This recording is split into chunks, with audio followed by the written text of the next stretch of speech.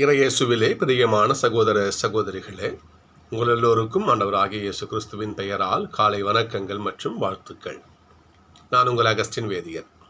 இன்று நவம்பர் மாதம் 4ஆம் தேதி 2025ஆம் ஆண்டு.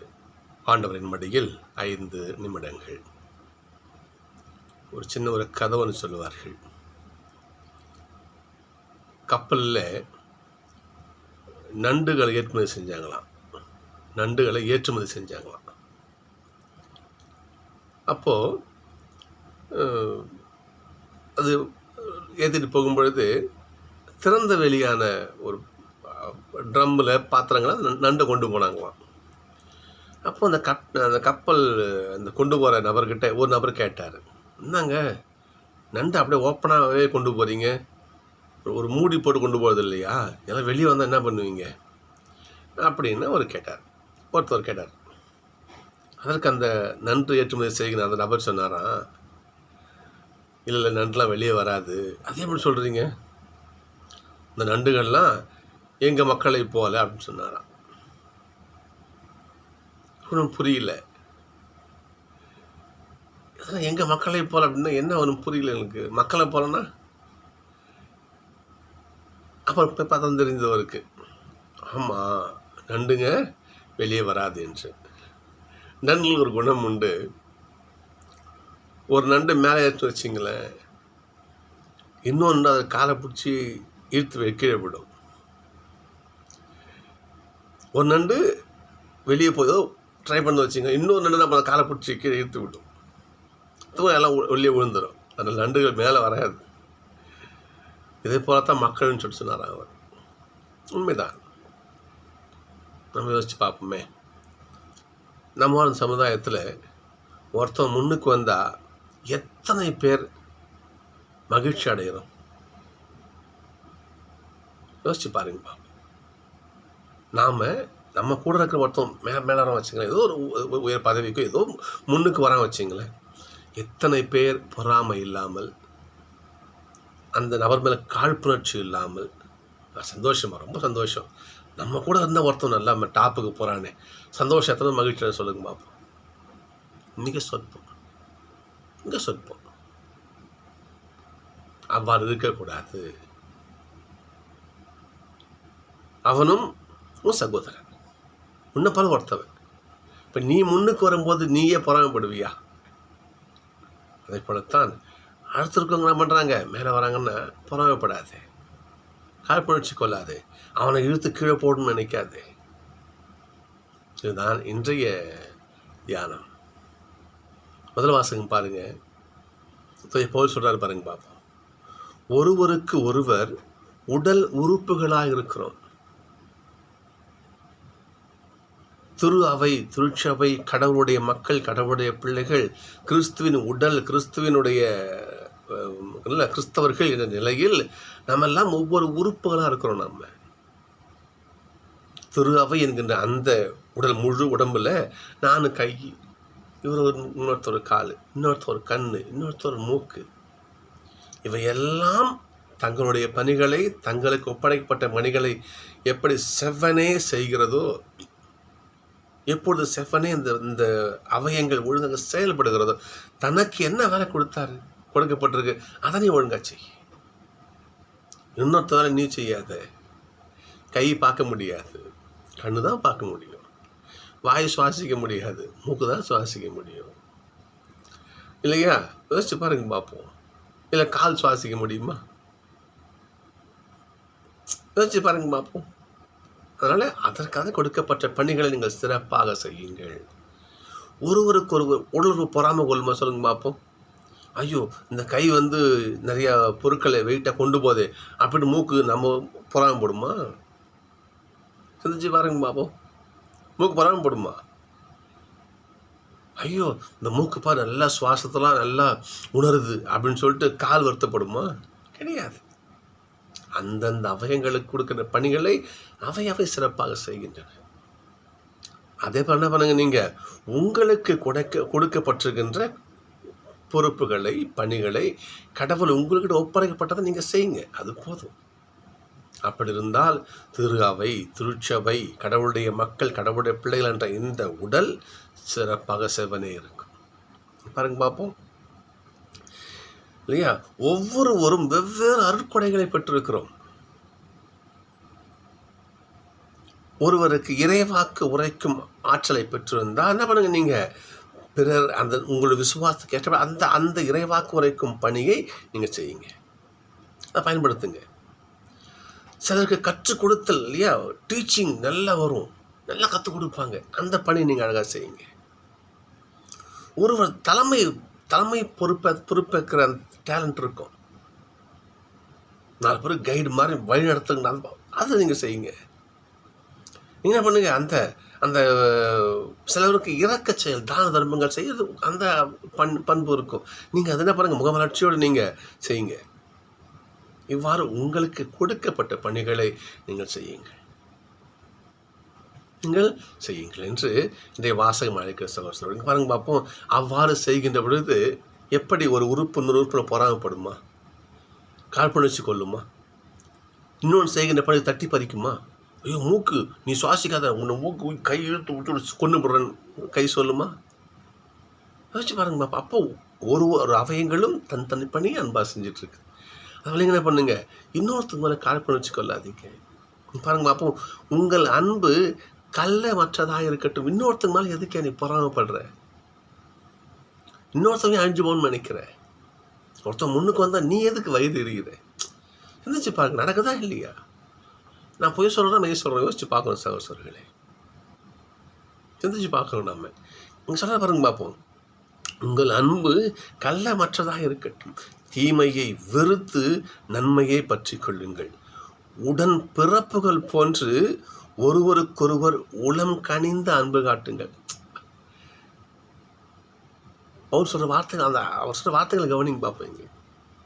உடன் பிறப்புகள் போன்ற ஒரு ரத்த பிள்ளைகள் போல நீங்கள் என்ன பண்ணுங்க, நீங்கள் ஒருவருக்கொருவர் யாதும் ஊரே யாவரும் கேளீர்னு கணிதம் போகணும்னு சொன்னார். எல்லாம் நம்ம ஊர் தான், எல்லாம் என்னுடைய ஊர், எல்லோரும் சொந்தக்காரங்க தான் என்று அது என்ன பண்ணுங்க, உடன் பிறப்புகள் போல என்ன பண்ணுங்க, நீங்கள் பிறர் மீது உளம் கனிந்த அன்பு காட்டுங்கள். யாரையும் குறைச்சி இட போடாதீங்க. நான் தான் உயர்ந்தவன். இன்னைக்கு அந்த பாகுபாடு இன்னைக்கு சமுதாயத்தில்